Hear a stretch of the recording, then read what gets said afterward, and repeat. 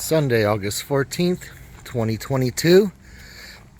Still trying to grow some large tomato plants here and hold out for the cooler weather to start making tomatoes.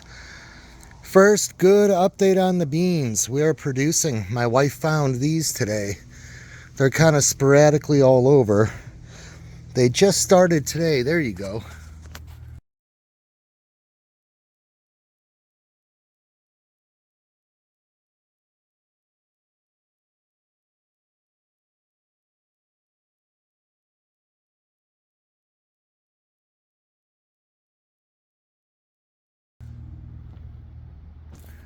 They're about like, there's my pinky finger.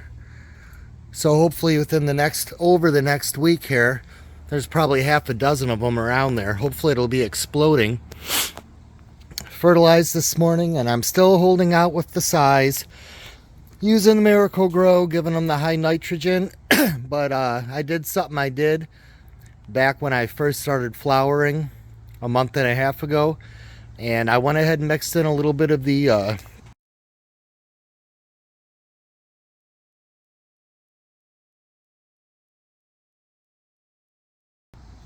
master blend. So I went ahead and did my tablespoon per plant of the Miracle-Gro and then my quarter of a teaspoon of the master blend. It was a real tough decision. I probably could switch to master blend, but because we're still midway August, I'm still scared about the heat. But because we're having a little better weather this week and we're out of the hundreds, I'm like, well, I got some flowering going on. Maybe I'll get a couple stragglers that pull through. I'll throw a little master blend in for the potassium and stuff. But red cherry's almost at 10 feet. I don't know if you caught the thumbnail, but just to put in the perspective how large that's gotten, I'll re-slip in the picture my wife took of me playing with the jute string on the ladder now.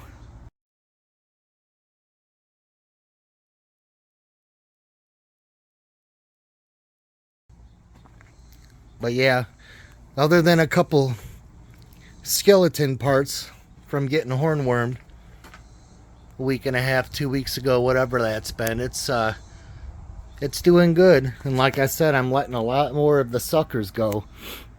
Is an insurance policy, because I know I'm going to get hornwormed again. You figure that last batch laid their eggs, and once those eggs hatch, I'm going to get hit again. So I want to diversify my eggs, and whatever I lose, still have a lot left over. Still making cherries, picking them every day. You could see there's a lot of these all over from ones that have already been eaten. But yeah, even with all the damage from the hornworms, it's shooting up there. Another little bean over there hanging off by itself.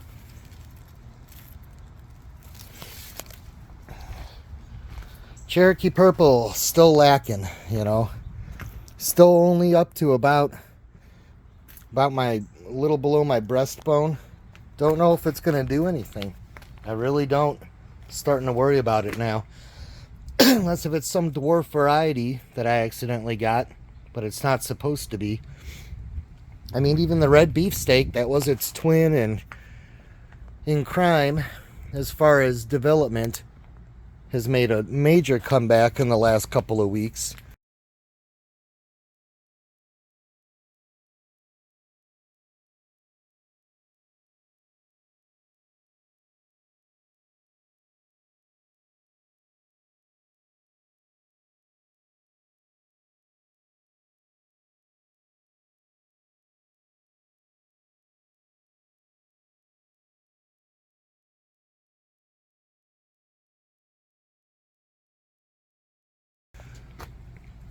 You can see the flowers on there, finally flowering again today.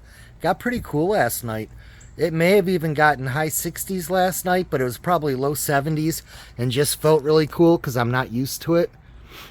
This morning was like really cool, and then by 10 o'clock the heat was turning back on. Better boy. As you can tell, they're all up there now.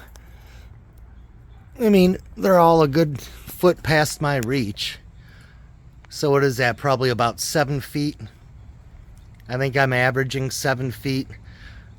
Actually, probably more than 7 feet on some of those. Oh, I'm congested. Did some mowing today and breathing in that dust.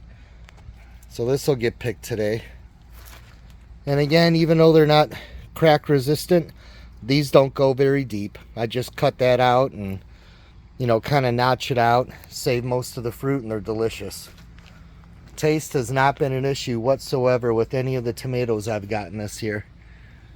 Still makes me sick every time I see the major hornworm damage, but at least we pulled through. You know, and I've just had Jute String City. Trying to diversify in my branching. The old big boy. Trying to get the pot back and centered.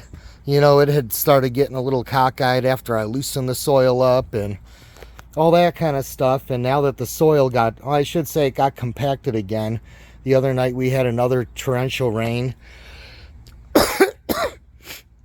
And I think I got packed down again.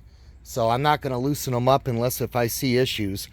But because of that, I'm able to rearrange it, tug a little bit on the jute string to kind of retrain it, and then I'll loosen a couple of those jute strings that I got snug in a couple of days, and we'll start retraining it back. Still got these. They haven't turned yet, but we got a decent size on that one.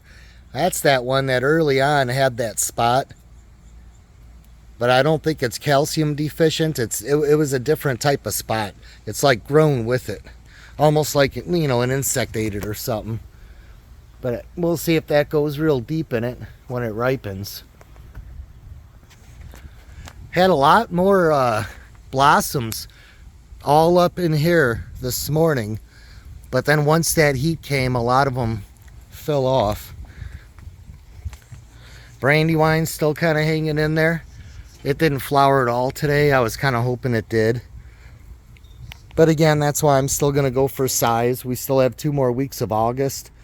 So either starting the next week or the following week, I'll kind of go by my gut instinct. We're going to stop giving any Miracle-Gro and start just focusing on the tomatoes with the Master Blend. And this one's beautiful, but still really slow growing. You know, that should be a lot bigger by now, you would think. Just this heat's killing me. Look at that. It's just killing me. Got those all over. That's why we're keeping them alive. Cucumbers, at least the trellis cucumbers, they've been all week. We've probably got, I don't know, 8, 10 off of it. So it's come back to life. I don't know if you remember, I went on vacation and it got a little bit neglected, but it's pulling through, and it really flowered today. Hopefully you got enough light. I like to come out when the sun's just right so it's not beating on me, but it probably affects the video.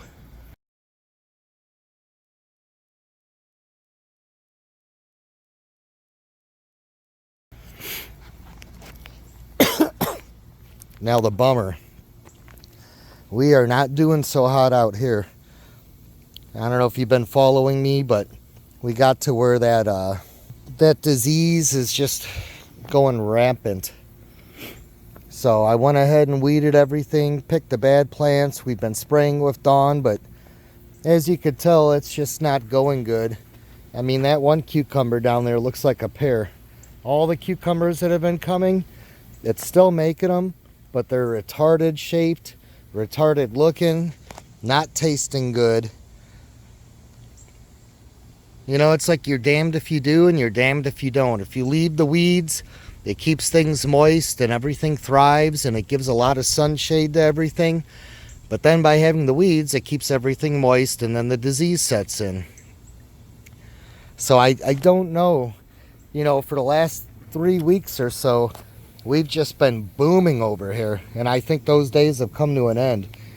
That plant's really not looking good. That just happened today. Woke up this morning and something had been trampling all around in here. Possibly deer. I know in the morning we get a lot of deer, and that was before I mowed this morning. So all that grass, when it starts to get a little taller, and we've had a lot of rain this last week, when the grass gets taller, that's when the deer are out eating.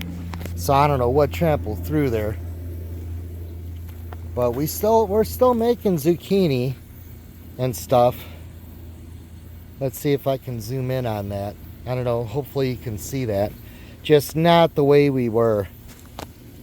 You know, we were going out of style for a while there, and that's all kind of came to a big halt. So I don't see the future of this looking very promising. But that's about it. I'll keep you updated next week.